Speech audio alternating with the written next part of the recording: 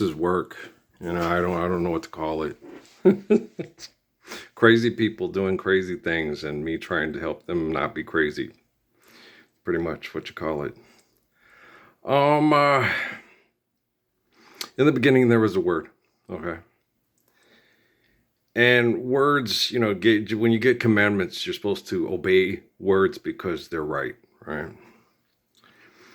And so technology works on commands, and if the command's wrong, you get a syntax error. You remember that with the old computers and stuff. It doesn't work right, right? So the commands have to be just right. They have to be perfect, right?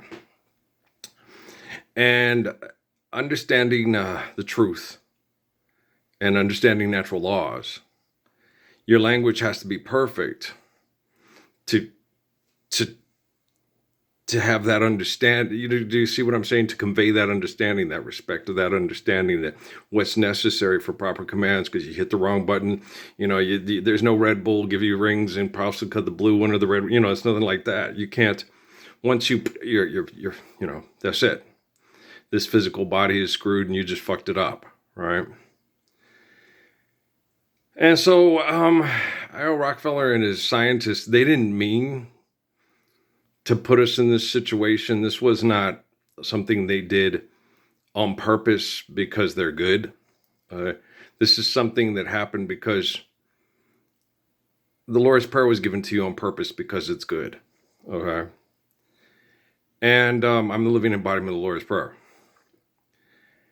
And like when Jesus, boy, he's been tough the last couple of days, just breaking it down to me. Because I would watch like the St. Jude commercials. You watch these people crying. Jesus is just, they're just crying for money. Yeah, they are. Right. Because that's the whole commercial's about. Send us money so we can get the stuff we need to do the treatment on these kids so they can survive their cancer. Okay. All they're doing is just crying over money so they can get the stuff they need so their children can survive their cancer. Okay.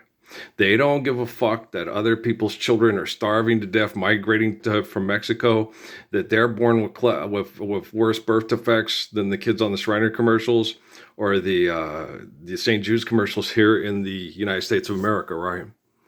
They don't care what their exploitation economics murders other people's children. Just save my child. Right? Give me money to save my child. Right? I don't give a fuck about their children. Save my child. Okay. I need money to save my child. Okay. If we all stand up and live the Lord's Prayer, we're not going to have industrialized waste that causes these diseases and these birth defects in these children. Okay. So who is the perfect commander? The asshole who owns the football team in Washington, D.C.?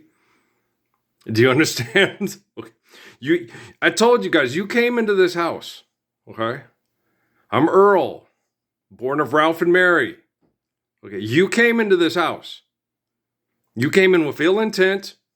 You came in with no good intentions at all. You came in to defeat me, to prove me wrong. Okay?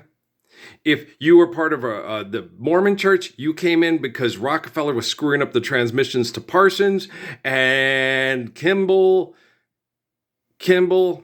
Hinckley, Monson, and Nelson are better than Parsons, according to them. Okay. L. Ron Hubbard, they say, oh, there's something to this. So L. Ron Hubbard, Dave Miscavige, and Tom Cruise are better than Earl, according to them. Okay.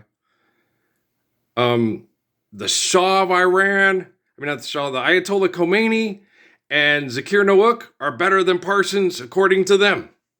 Right? So the line of the messiahs and the prophets has been screwed up according to corporations that call themselves religions, that spy on people and do the same thing that all the bad people do in the Bible, the Quran, the Torah, the Abrahamic Bible, so on and so forth, right? Okay? And the corporate people that are scientists, oh no, he's just a charismatic cult leader that draws energy from other people to make himself more powerful. I'm not powerful. God is powerful. I am just the evidence of my faith. You're just using words to manipulate the stupid people so they'll give you all their power. So you can have more power than Dave Miscavige, L. Ron Hubbard, Pope Francis, Pope St. Benedict, Pope John Paul, Spencer J. Kimball, Gordon B. Hinckley, Monson, Nelson, and all the rest of the gang. Don't forget Hubbard, Miscavige, and Cruz. Boy, that's a really charming guy flying around in those helicopters. You think you're Larry the Cable Guy from the fucking Cars cartoon show there? You know, fucking assholes, aren't they? Yeah, they are. Okay. And I told you, man, this is coming to a head. And, you know, one of the things we talked about this morning, you know, that I get bothered about that. And I can't be bothered about people that will fight and take the devil's money, look at me in the face and tell me I'm a liar and I'm crazy.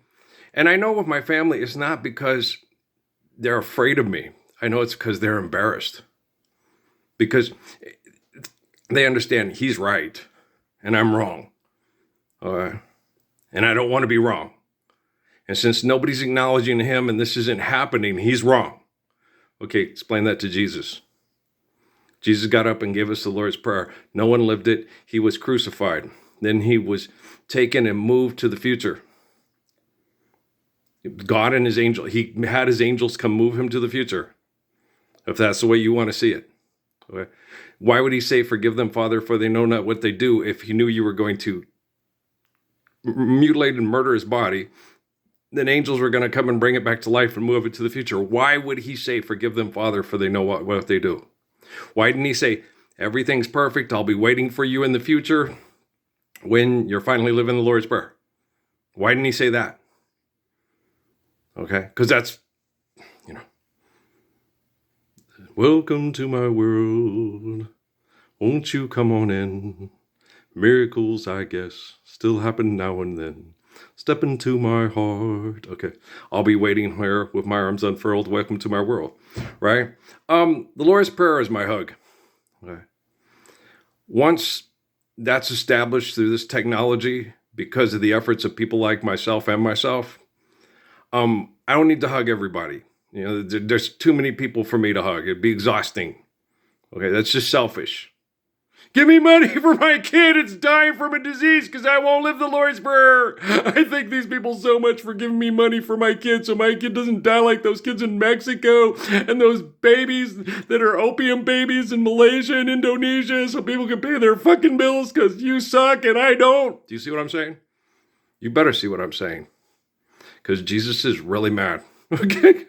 I have brain damage from the Wi-Fi and the abuse.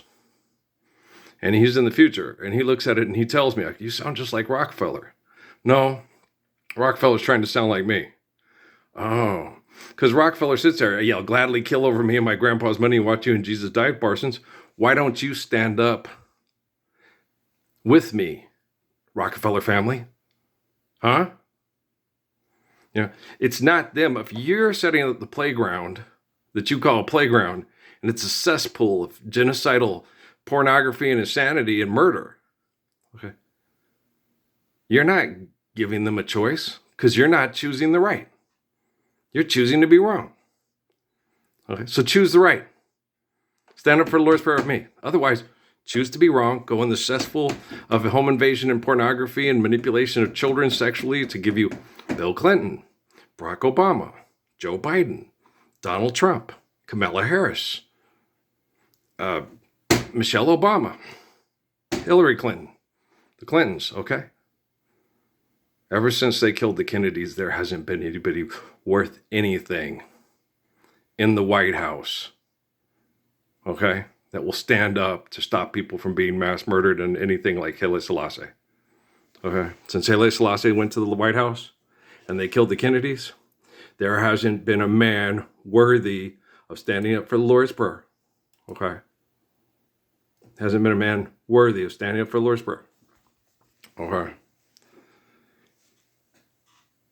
In that building. I never went to that building. I looked at the backyard through Anacostia and sang Tracy Chapman songs in my head. Okay. That's the only time I ever saw that building. The White House? Yeah. I looked at the backyard across the river from Anacostia. It's like, God damn, that's George Herbert Bush's backyard. He could look at this every day.